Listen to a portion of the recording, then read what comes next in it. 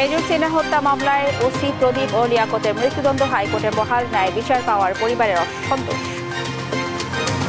যেই রায়টা হয়েছে আজকে, এই রায়টা নিয়ে আমরা সন্তুষ্ট আছি, কিন্তু আমরা এক্সিকিউশনের জন্য ওয়েট করব। আমরা চাইব দ্রুত অ্যাপিলেট ডিভিশনে যেন নিষ্পত্তি হয় যত দ্রুত সম্ভব। বিকেলে নতুন অর্থ বছরে 7,90,000 কোটি টাকার বাজেট ঘোষণা, মূল্যস্ফীতি নিয়ন্ত্রণ ও রাজস্ব বাড়াতে অগ্রাধিকার। রাজনৈতিক দলগুলোর সঙ্গে দ্বিতীয় দফা আলোচনা শুরু, আজ উদ্বোধন করবেন প্রধান উপদেষ্টা। সংস্কার ও নির্বাচনের গুরুত্ব।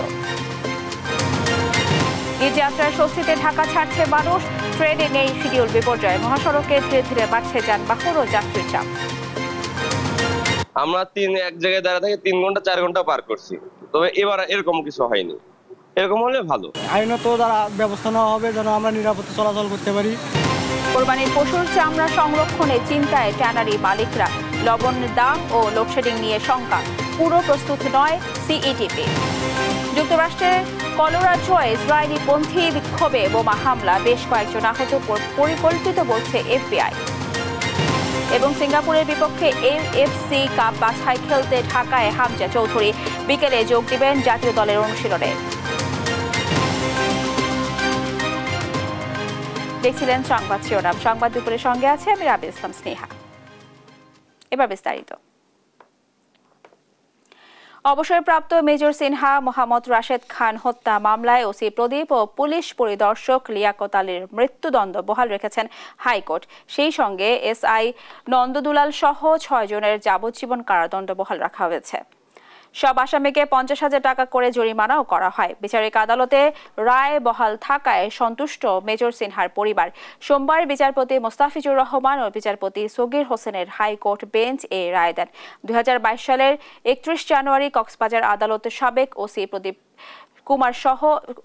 প্রদীপ কুমার দাস ও পরিদর্শক লিয়াকত আলীকে মৃত্যুদণ্ড এবং অপর 6 আসামিকে যাবজ্জীবন কারাদণ্ডাদেশ দেয়।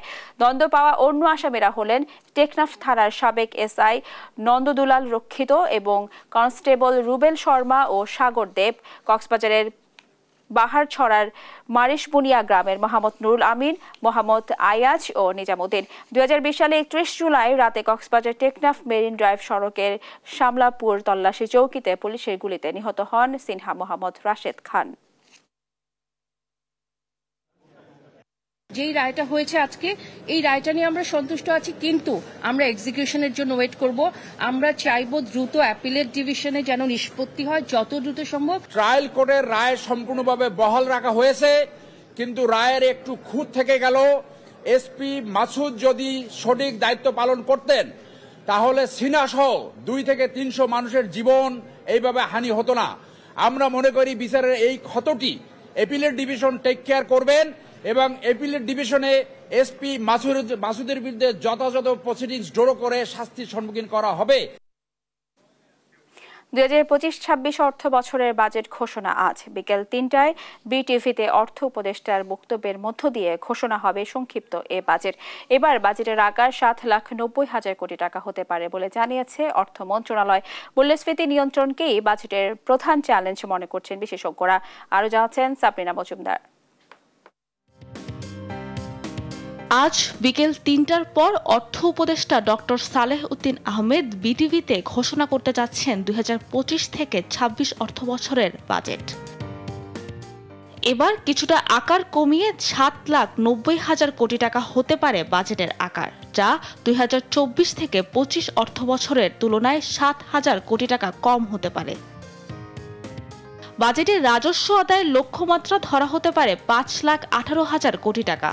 এরপরে যে ঘাটতি থাকবে তা পূরণে ঋণের উপর নির্ভর করতে পারে সরকার। এবার 1,30,000 বা 40,000 কোটি টাকা অভ্যন্তরীণ খাত থেকে ঋণ নেওয়া হতে পারে, যা গত অর্থ বছরে ছিল 1,51,000 কোটি। বাড়তে পারে বৈদেশিক ঋণ নির্ভরতা। এবার গত অর্থ বছরের থেকে 19,000 কোটি টাকা বাড়িয়ে 1,10,000 কোটি টাকা ঋণ নিতে পারে অন্তর্বর্তী সরকার। এই হিসেবে সুদ পরিশোধের ব্যয়ও কিছুটা বাড়তে পারে। 2024 থেকে 25 অর্থ বছরের সুদ পরিশোধের পরিমাণ 1,13,500 কোটি হলেও এবার তা 1,33,000 কোটিতে ঠেকতে পারে। সাবরিনা মজুমদার, দেশ টিভি, ঢাকা। নতুন ডিজাইনের 6টি ব্যাংক ও কারেন্সি নোটের ছবি প্রকাশ করেছে বাংলাদেশ ব্যাংক। রোববার বাংলাদেশ ব্যাংকের যোগাযোগ ও প্রকাশনা বিভাগ এক বিজ্ঞপ্তিতে এই তথ্য জানিয়েছে। নতুন প্রকাশিত নোটগুলোর মধ্যে রয়েছে 500, 200, 100, 10 টাকা মূল্যমানের ব্যাংক নোট এবং 5 ও 2 টাকা মূল্যমানের কারেন্সি নোট। জানানো হয় এসব নোটে দেশের ইতিহাস, ঐতিহ্য, প্রাকৃতিক সৌন্দর্য ও সাংস্কৃতিক বৈচিত্র্য বিশেষভাবে তুলে ধরা হয়েছে। নতুন নোটগুলোতে বাংলাদেশ ব্যাংকের সদ্য নিয়োগপ্রাপ্ত গভর্নর ডক্টর আহসান এইচ মনসুরের সই রয়েছে। আর কারেন্সি নোট দুটির নতুন নকশায় অর্থ সচিব ডক্টর খালেদুজ্জামান মজুমদার সই রয়েছে। এদিকে নতুন ইস্যু করা 20, 50 ও 1 টাকার নোট বাজারে মিলছে আজ থেকেই।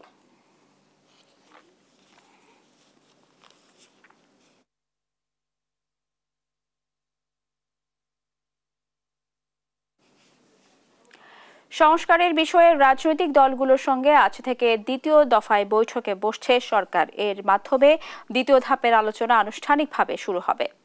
বিকেল 4:30টায় রাজধানীর ফরেন সার্ভিস একাডেমিতে এ সংলাপ অনুষ্ঠিত হবে। প্রধান উপদেষ্টা ডক্টর মোহাম্মদ ইউনুস সংলাপ উদ্বোধন করবেন। সংস্কার আলোচনা নিয়ে সংশ্লিষ্ট সব রাজনৈতিক দলকে বৈঠকে আমন্ত্রণ জানানো হয়েছে। রোববার ঢাকায় এক মিডিয়া ব্রিফিংয়ে প্রধান উপদেষ্টার উপর প্রেস সচিব আবুল কালাম আজাদ মজুমদার এসব তথ্য জানান। ঈদুল আজহার আগে ও পরে আরও কয়েক দফা বৈঠকের সম্ভাবনা রয়েছে বলেও জানানো হয় বৈঠকে। সংস্কার ইস্যুতে বৈঠক হলেও রাজনৈতিক দলগুলো বৈঠকে নির্বাচন বিষয়ে আলোচনা করতে পারে বলে বিভিন্ন সূত্র জানিয়েছে। পরিবারের সঙ্গে ঈদ উদযাপনে ঢাকা ছাড়ছেন ঘরমুখ মানুষ। যাত্রীদের ভোগান্তি কমাতে বিশেষ ব্যবস্থাপনায় ট্রেন চালাচ্ছে বাংলাদেশ রেলওয়ে। সোমবার ঈদ যাত্রার তৃতীয় দিনে সোমবার সকাল 6টা থেকে ঢাকা থেকে দেশের বিভিন্ন গন্তব্যে ট্রেন ছেড়ে যাচ্ছে। ভোর থেকে স্টেশনে ভিড় জমাতে শুরু করেন যাত্রীরা। যাত্রীদের নিরাপত্তা ও শৃঙ্খলা নিশ্চিত করতে 3 স্তরের চেকিং ব্যবস্থা চালু করেছে রেলওয়ে কর্তৃপক্ষ। স্টেশনে টিকিটবিহীন প্রবেশ ঠেকাতে রেলওয়ে নিরাপত্তা বাহিনী, রেলওয়ে পুলিশ ও আনসার সদস্যরা যৌথভাবে দায়িত্ব পালন করছেন। এখন পর্যন্ত কোনো শিডিউল বিপর্যয় নেই। এদিকে ঈদুল আজহা শেষে ঘরমুখ মানুষের ফেরার সুবিধার্থে অন্তর্নগর ট্রেনের আসনের টিকিট বিশেষ ব্যবস্থায় অগ্রিম হিসেবে বিক্রি করছে রেলওয়ে। আজ বিক্রি হচ্ছে আগামী 12 জুনের ট্রেনের টিকিট। অনুভূতিটা অন্যরকম। আগে থেকে টিকিট কাটছে অনলাইনে, এর জন্য আর কি ঝামেলা হয়নি আমাদের। অনুভূতি খুবই ভালো আমাদের। ঈদে বাড়ি যাচ্ছি, এবার আমরা খুব সহজে টিকিটটি কাটতে পেরেছি, অনলাইন থেকে টিকিট কেটেছি। এখন পর্যন্ত তো এখানে স্বস্তি লাগতেছে, বাট আস্তে আস্তে যত স্টেশন যাবে, লোকজন উঠবে, ভিড় তত বেশি হবে। দর্শক, কমলাপুর রেলওয়ে স্টেশনে রয়েছেন সহকর্মী তন্দ্রতারণ্য, সরাসরি যোগ দিচ্ছেন তিনি। তন্দ্রা, ট্রেন কোন শিডিউল বিপর্যয় হয়েছে কিনা বা যাত্রীরা কোনো ভোগান্তিতে আছেন কিনা, কি বলছেন যাত্রীরা, আমাদেরকে জানাবেন।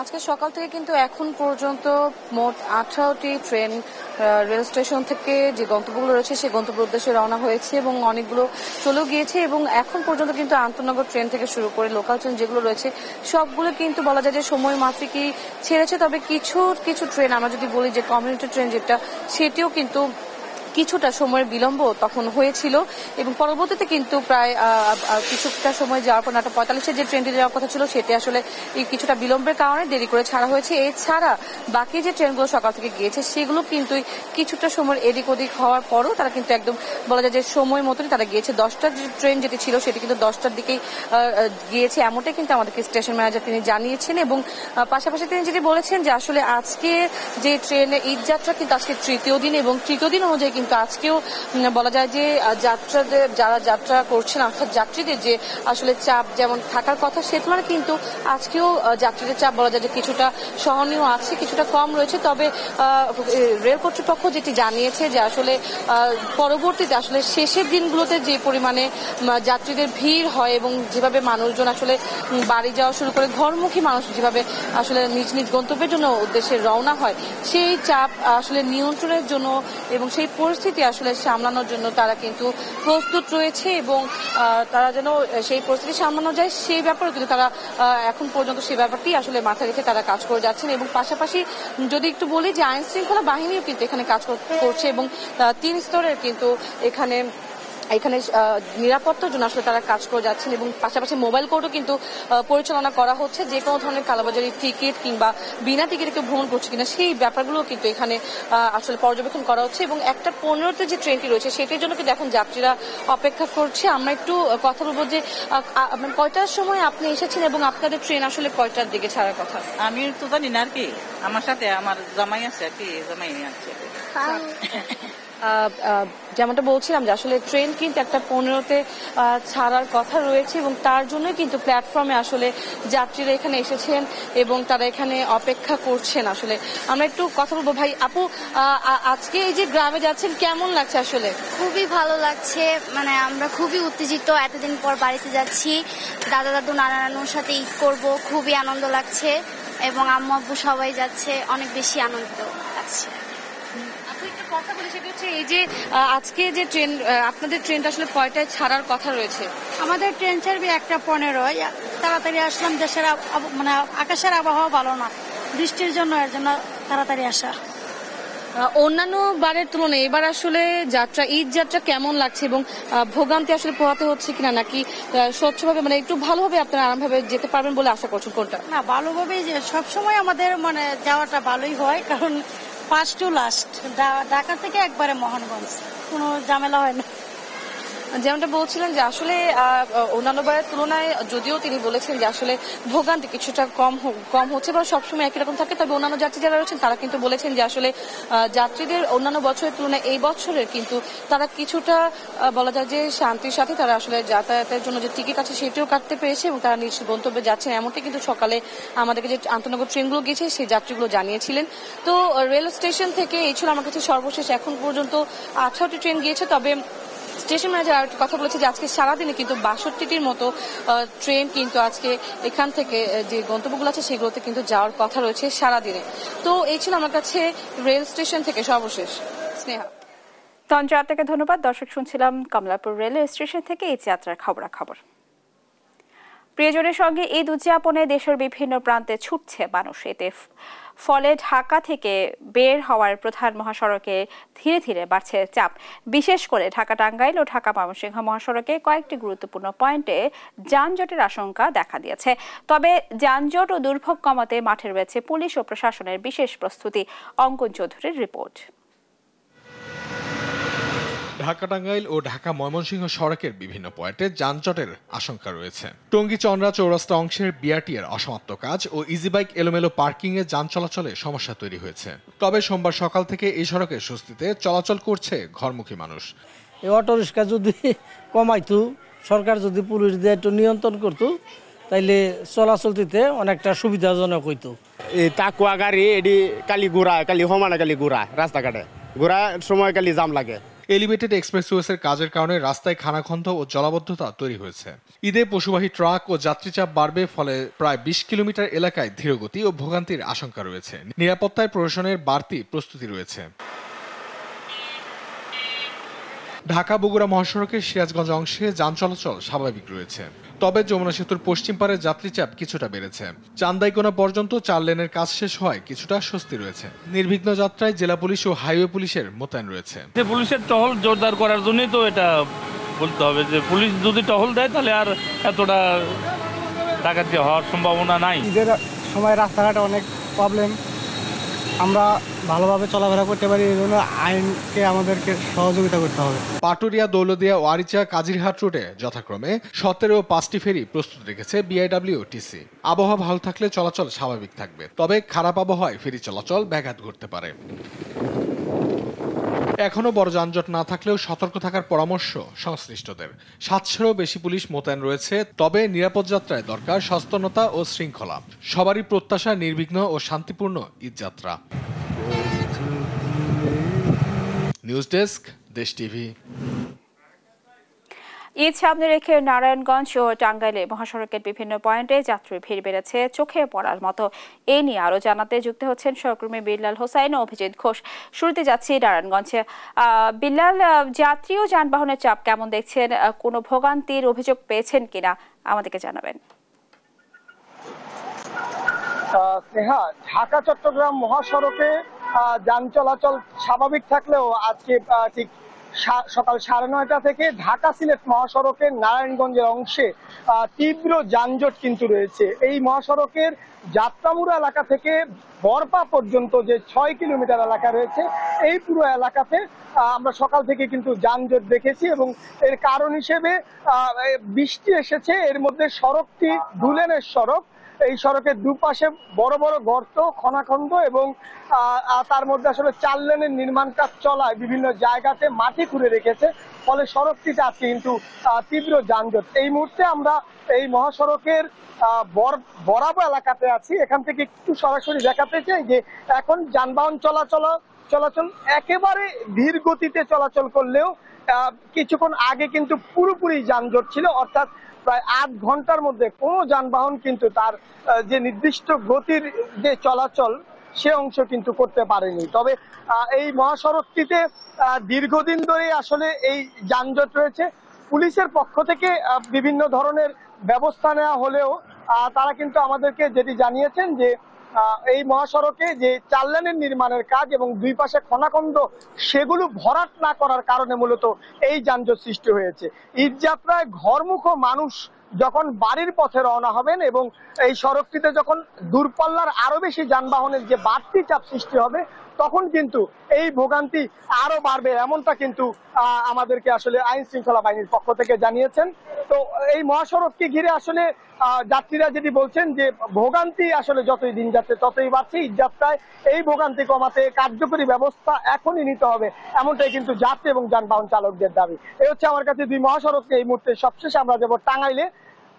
ঢাকা টাঙ্গাইল মহাসড়কের খবর জানতে সেখানে আছেন আমাদের সহকর্মী অভিজিৎ। জানাবেন ঢাকা টাঙ্গাইল মহাসড়কের এই মুহূর্তের পরিস্থিতি। জি বেলাল, আপনি যেমনটি বলছিলেন যে আমি রয়েছি ঢাকা টাঙ্গাইল যমুনা সেতু মহাসড়কের জামুরকি এলাকায়। আমি সকাল থেকে যেটি দেখতে পেয়েছি যে এই মহাসড়কটিতে স্বস্তি নিয়েই যানবাহনগুলো চলাচল করছে। আমরা 10টার খবরের যেমনটি বলেছিলাম যে আজকে ঢাকা টাঙ্গাইল যমুনা সেতু মহাসড়কের যে ঈদ যাত্রা শুরু হবে বুধবার থেকে। ইতিমধ্যে আজকে থেকে এই মহাসড়কটিতে জেলা পুলিশ 6 শতাধিক পুলিশ মোতায়েন করা হবে এই মহাসড়কের বিভিন্ন পয়েন্টে, এবং তারা বলছেন যে মহাসড়কে এবারের ঈদ যাত্রায় যাতে মানুষের কোনো ধরনের ভোগান্তি না হয়, কোনো ধরনের অপ্রীতিকর ঘটনায় না পড়তে হয়, সেক্ষেত্রে আইন শৃঙ্খলার বাহিনী কাজ করবে এবং পাশাপাশি জেলা প্রশাসন নির্বাহী ম্যাজিস্ট্রেট নিয়োগ করা হবে এই মহাসড়কটিতে, তারা আইন শৃঙ্খলা নিয়ন্ত্রণে কাজ করবেন।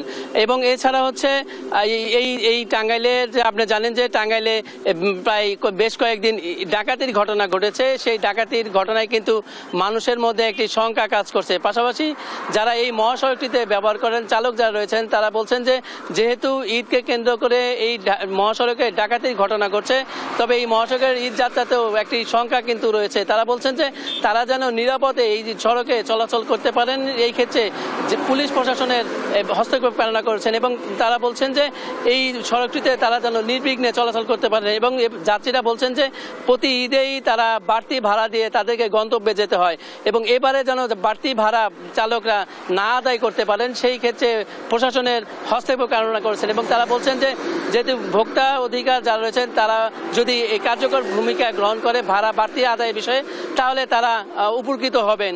এবং এই জানেন যে এই ঢাকা টাঙ্গাইল যমুনা সেতু মহাসড়ক দিয়ে উত্তরবঙ্গের প্রায় 22টি জেলার মানুষ চলাচল করে। এই ছিল ঢাকা টাঙ্গাইল যমুনা সেতু মহাসড়ক থেকে আমার কাছে সর্বশেষ স্নেহা। বিল্লাল এবং অভিজিৎ, আপনাদের দুজনকে ধন্যবাদ। দর্শক, শুনছিলাম নারায়ণগঞ্জ টাঙ্গাইলের ঈদ যাত্রায় মহাসড়কের খবরাখবর। নির্বাচন কমিশনের সঙ্গে বৈঠক করছে আদালতের নির্দেশে নিবন্ধন ফিরে পাওয়া জামায়াতে ইসলামী। এই বিষয়ে জানাতে সরাসরি যুক্ত হচ্ছেন সহকর্মী শিউলি রায়। শিউলি, কখন বৈঠক শুরু হয়েছে, নিবন্ধনের গ্যাজেট কখন প্রকাশ হতে পারে, বিস্তারিত জানাবেন।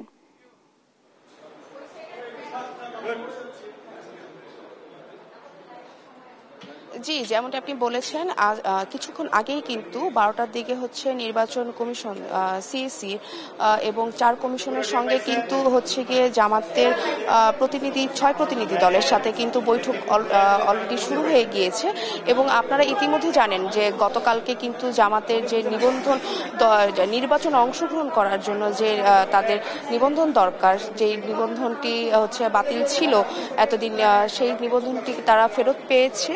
কিন্তু আপনারা ইতিমধ্যে এটাও জানেন যে আপনার তাদের নিবন্ধন ফেরত পাওয়ার পরেও কিন্তু কিছু আইনি জটিলতা রয়েছে তাদের দাঁড়িপাল্লা মার্কা নিয়ে, এবং এই দাঁড়িপাল্লা মার্কার ব্যাপারে কিন্তু উচ্চ আদালত অলরেডি কিন্তু বলে দিয়েছে যে তাদের নির্বাচনে অংশ নিতে কোনো বাধা নেই জামাতি ইসলামী রাজনৈতিক দলের, কিন্তু তাদের যে নির্বাচনী কমিশনের যে নিজস্ব প্রতীক সেই প্রতীকে কিন্তু দাঁড়িপাল্লা নেই, এবং এই দাঁড়িপাল্লা নিয়ে কিন্তু গিয়ে এই ব্যাপার সংক্রান্ত নিয়ে এবং আরো কিছু আইনি জটিলতা রয়েছে সেই সংক্রান্ত নিয়ে আমরা ইতিমধ্যে জানতে পেরেছি যে আজকে সিএসির সাথে এই বৈঠক গিয়ে অনুষ্ঠিত, মানে তারা বৈঠকে আলোচনা করবেন এবং তাদের যে দাঁড়িপাল্লা সেই দাঁড়িপাল্লা নিয়ে আসলে কি সিদ্ধান্ত আসে সেইটাও কিন্তু আমরা আসলে বৈঠকের পরে জানতে পারবো।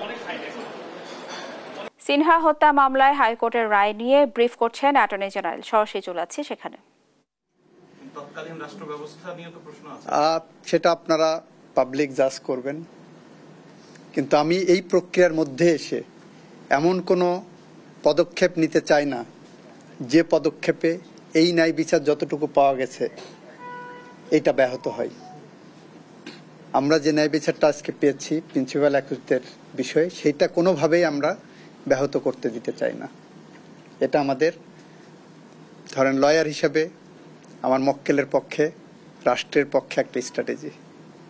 ভিন্ন একটা প্রশ্ন করি, আরেকটি কোর্টে আজকে বিসিবি ফারুক আহমেদের একটি রিট শুনানি হয়েছিল, আপনি শুনানি দিয়েছিলেন, এটা কি হলো? অর্ডারটি আদালত শুনেছেন, আদালত মনে করেছেন যে না এটা রুল দেওয়ার মতো অবস্থায় নাই, ওনারা আলোচনা করে এটা আউট অফ লিস্ট করে দিয়েছেন। একটা শেষ প্রশ্ন করি, যদি মামলাটি তারা আপিল করে, কিন্তু তারা আপিলের সুযোগ তাদের আইনি লড়াই আছে, সেক্ষেত্রে এখানে যেমন আমরা দেখেছিলাম প্রধান বিচারপতি দ্রুত শুনানির একটা উদ্যোগ নিয়ে বেঞ্চ গঠন করে দিচ্ছেন, আপনিও উদ্যোগী হয়ে আইন কর্মকর্তাদের দিয়ে একটা দ্রুত শুনানির জন্য টিম গঠন করেছিলেন, সেক্ষেত্রে আপিল বিভাগে যদি যায় সেখানেও দ্রুত শুনানির উদ্যোগ রাষ্ট্র নেবে কিনা? এই মেজর সিনহা যে কালকে বলেছি, কোনো কোনো মৃত্যু পাখির পালকের মতো হালকা, কোনো কোনো মৃত্যু থাই পাহাড়ের মতো ভারী। মেজর সিনহার মৃত্যু আমাদের জীবনে থাই পাহাড়ের মতো ভারী হয়ে আছে। সেই ভার নিরসনের জন্য হলেও এই মামলাটা আমরা দ্রুত নিষ্পত্তি করার চেষ্টা করব। ধন্যবাদ সবাইকে। আসসালামু আলাইকুম।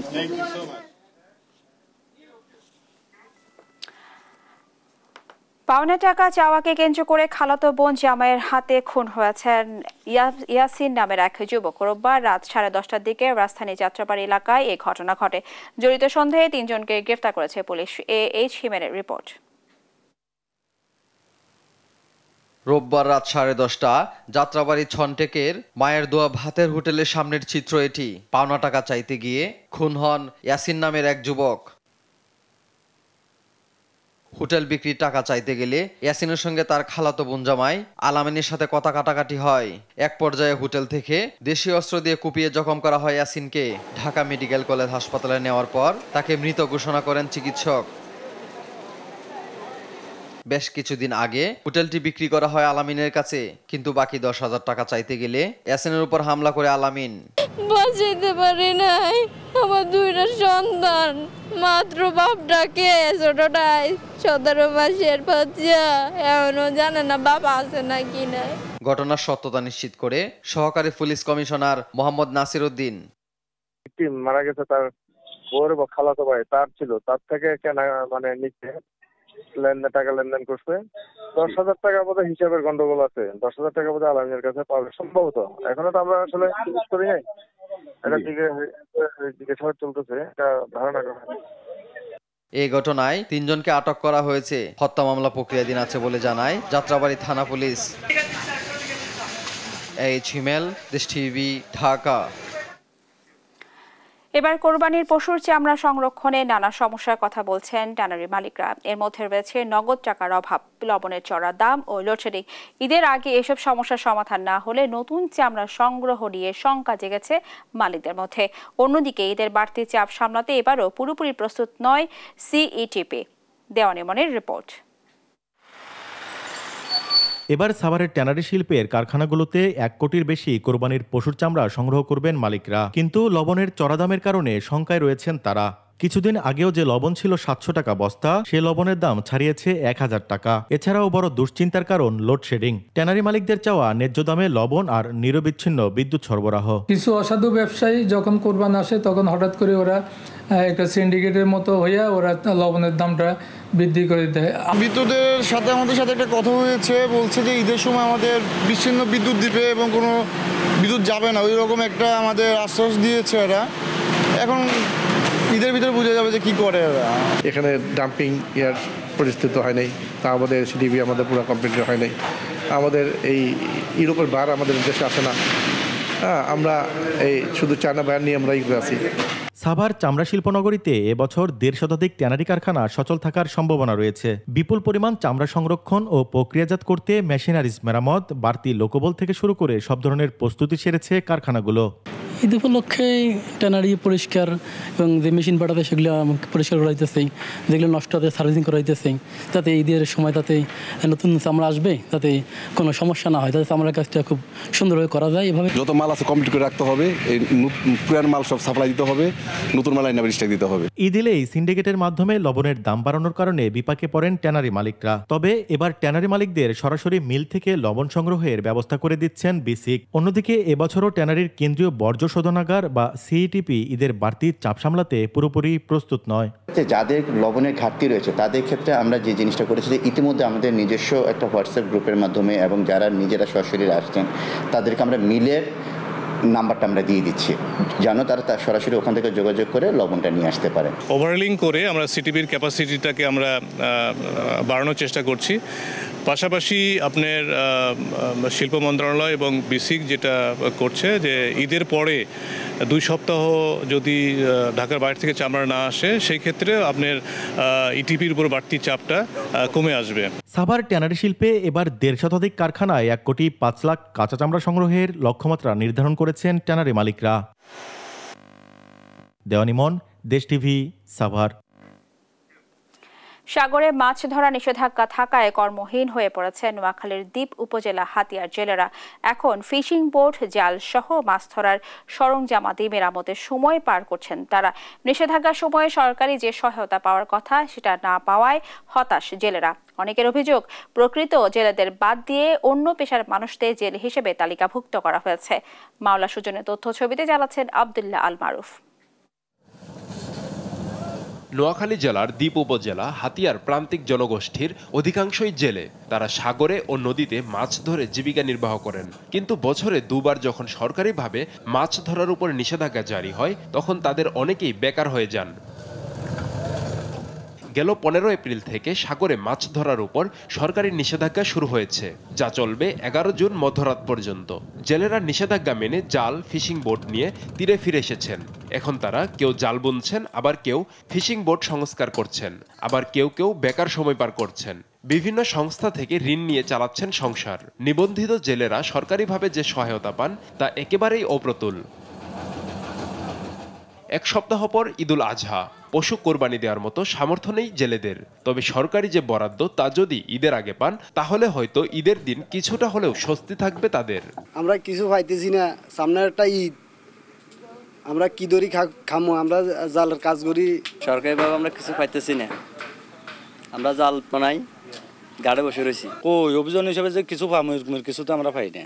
যারা নিবন্ধিত নয় তবে প্রকৃত জেলে, তাদের অভিযোগ আসল জেলেরা টাকা দিতে না পারায় তাদেরকে বাদ দিয়ে জনপ্রতিনিধিরা তাদের পছন্দের অন্য পেশার লোকজনকে জেলে হিসেবে নিবন্ধনের জন্য সুপারিশ করেছেন, যাদের মধ্যে স্থানীয় ব্যবসায়ী, পল্লী চিকিৎসক সহ অন্যান্য পেশার লোক রয়েছে। জেলে কাজ করি কিন্তু আমরা জেলের কোনো সুযোগ সুবিধা পাইতেছি না। কৃষিকাজ আলারা হয়, ওই ডাক্তারেরা হয়, আমরা কোনোটা হয় না।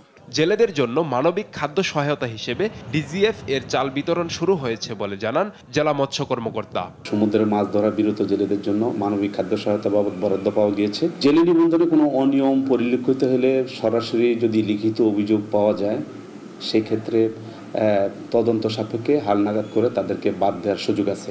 নোয়াখালী জেলা মৎস্য বিভাগের তথ্য মতে হাতিয়ায় নিবন্ধিত জেলের সংখ্যা 25,995 জন। সাগরে মাছ ধরে এমন জেলের সংখ্যা প্রায় 10,000-এর অধিক। তবে নিবন্ধন রয়েছে 9,873 জনের। নিউজ ডেস্ক, দেশ টিভি। স্বাস্থ্যসেবা প্রতিষ্ঠান অ্যালায়েন্স হসপিটালের প্রতিষ্ঠার প্রথম বর্ষপূর্তি উদযাপন করেছে। আধুনিক চিকিৎসা সুবিধা, রোগীবান্ধব পরিবেশ এবং দক্ষ চিকিৎসকদের সম্মিলিত প্রচেষ্টায় অ্যালায়েন্স হসপিটাল 1 দশকের বেশি সময় ধরে সেবাদান করে আসছে।